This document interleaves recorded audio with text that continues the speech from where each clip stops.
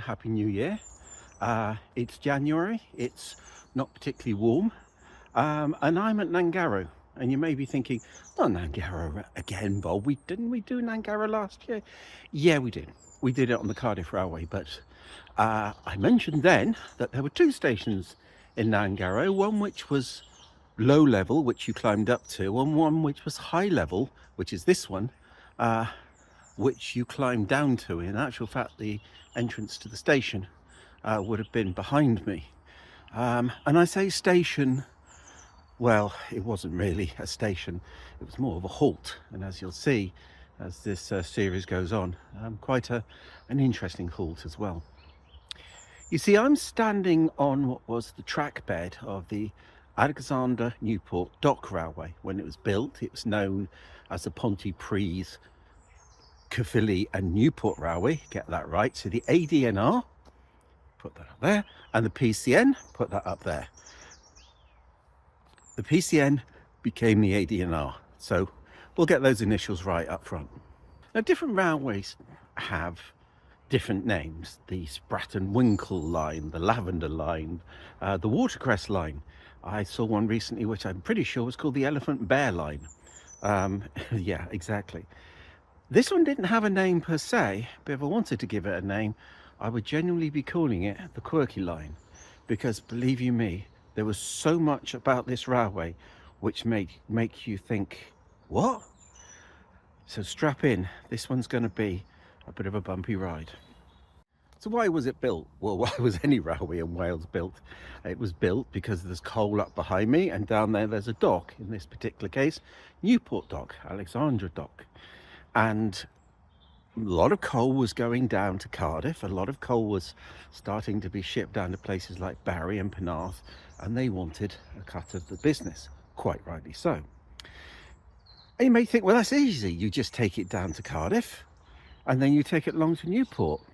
Nah, big problem.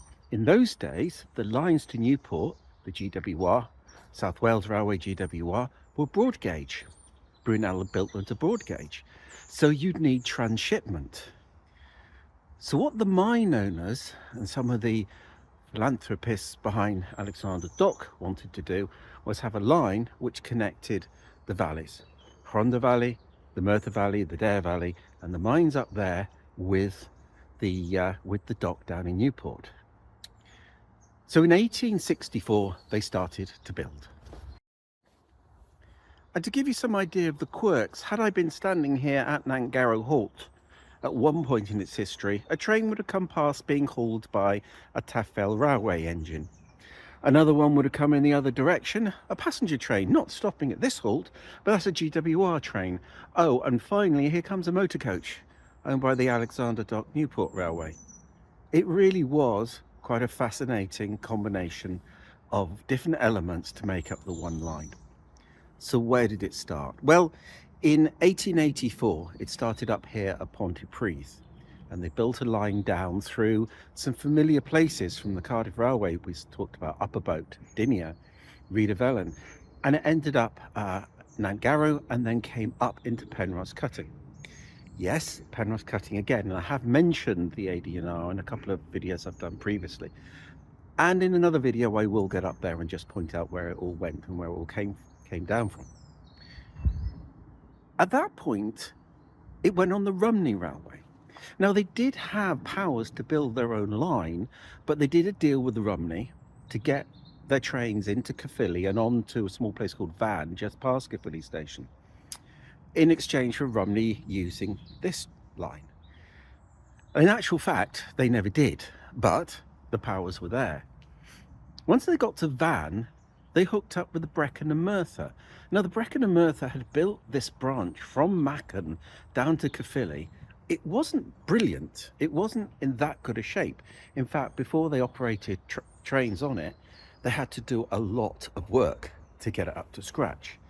But once it was up to scratch, you had a through route from Pontypridd all the way down to Basleg. Past Basleg, well, the idea was to use the GWR lines, but there was, on opening day, a big standoff there between the GWR and the the PCN as it was, and I'll cover that in another video as well, because it's a whole story in its own right. They eventually built their own lines from Baseleck down into Alexandra Dock, and this is an image of the line going over the South Wales main line as it is today, taking the goods down into the docks. So the Pontypridd, Caerphilly and Newport Railway was built. It was owned by the Alexandra Dock, run as a separate company and run to get coal from the valleys down into the docks at Newport. Not a problem. Here's the issue.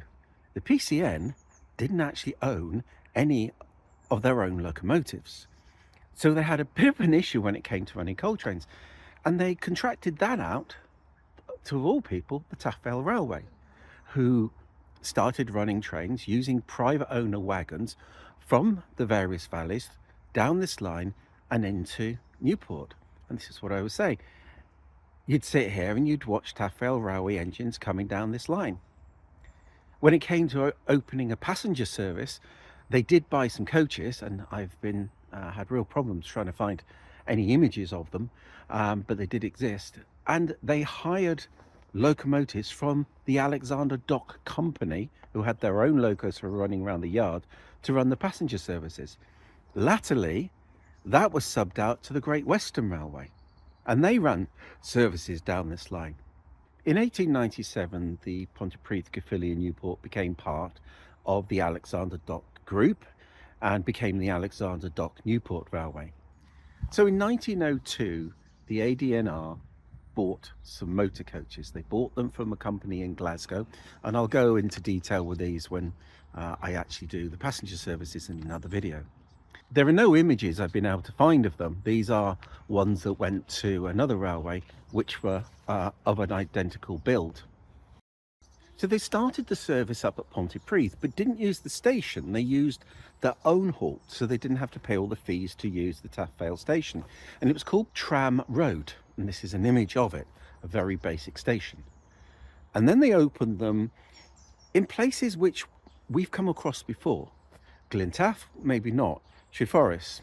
Okay, here's an image of Treforest, and as you can see, it was a very, very basic ground level halt.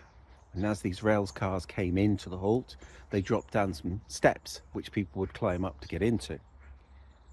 And then we came down through Rhyd-y-Felin, Dinia, Upper Boat, which you will have heard of from the Cardiff Railway videos, Grosvenor and Nantgarrow, and then up to Caerphilly.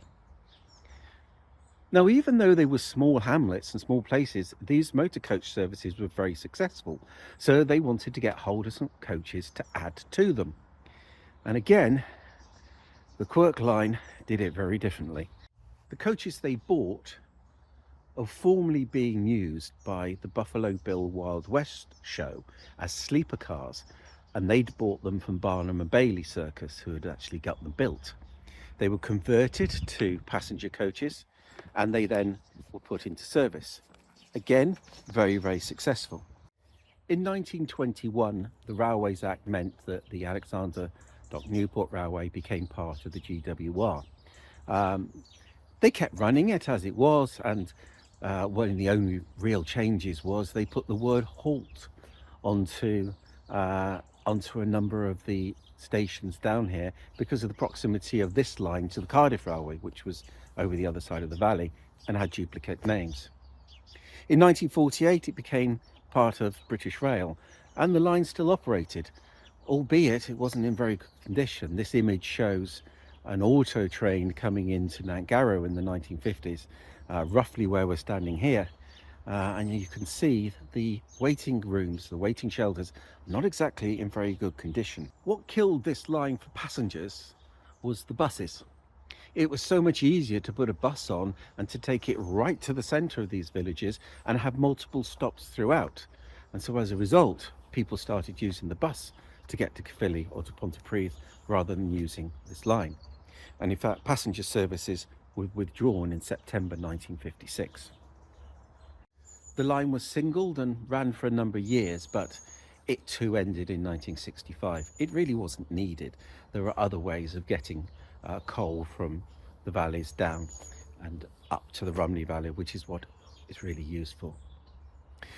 The northern stretch of the line from Upper Boat into Pontypridd was redeveloped, and unfortunately it went underneath the A470, but the rest of it is a path. From Rhydyfelin down to Penrhos is part of the Taff Trail cycleway, and that's what I'm standing on today. So what are my plans to cover this line over the next few months? Well, video number one will be freight, and look at how the freight got down from the valleys down into Newport, some of the stories of some of the engines that they used, because after a while the Taff Vale handed the business back over to the AD&R, and they bought some very interesting locomotives. I'll be looking at the passenger services, not just the ones the PCN ran, but the GWR services, and also going into a little bit more detail about those motor coaches and certainly the circus coaches that they bought. And video 3 will be the route, what's left. I'm going to walk from here in Angaro, which is effectively the start of the line after Penrose Cutting. I'm going to walk up as far as Pontypridd and see what's there. And who knows, the line from Basleg needs a look at, as to the route up through Penrose Cutting. There are so many stories I can tell you about the Brecon and Merthyr bits that went up from Van all the way up to Macon. We've already seen some of it when I talked about the Macon Forge Trail and the viaduct. That was this route. And even though it was owned by the Brecon and Merthyr, the AD&R ran trains over it. And they'll be interspersed during the year with one or two other videos, because I've got all sorts on the go at the moment. But hopefully we'll have a series like we did with the Cardiff Railway, and I hope you'll enjoy my look at what I call the Quirky Line. In the meantime, please like, subscribe, hit that bell notification button. Please tell your friends, let them know this video's here, and until next time.